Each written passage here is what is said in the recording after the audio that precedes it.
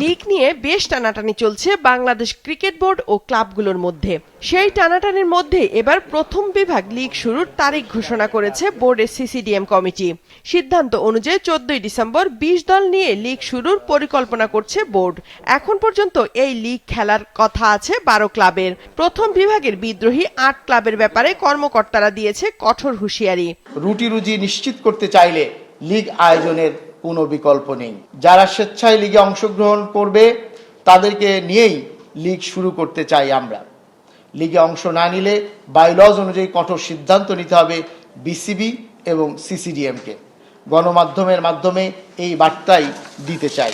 এসিসির mega আসরে অংশগ্রহণের পূর্ব প্রস্তুতি হিসাবে বছরের পর বছর ধরে Dhaka premier division cricket league গণ্য হচ্ছে, অথচ বিসিবির নির্বাচনকে ইস্যু করে ঢাকা ক্রিকেট লীগের অচল অবস্থা তৈরির পিছনে বাংলাদেশের ক্রিকেটকে ধ্বংস করার অপচেষ্টায় লিপ্ত একটি মহল। একটু ঝামেলা হয় যাওয়াতে আমরা আগামী 14 তারিখ থেকে লিগ শুরু করছি।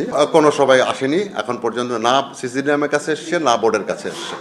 সো আপনার আমার মনে হয় আমি আপনাদের ক্লিয়ার করতে পারছি এই ধরনের কোনো চিঠি কোনো ক্লাব থেকে আসেনি। ইভেন মোহামেডান যেটা প্রতিবাদ করেছে সেটা কিন্তু প্রেসিডেন্টের কথার উপরে, তারা লিগ খেলবে কি খেলবে না এই ধরনের কোনো প্রতিবাদ চিঠি বা নেগেটিভ চিঠি আমরা পাইনি।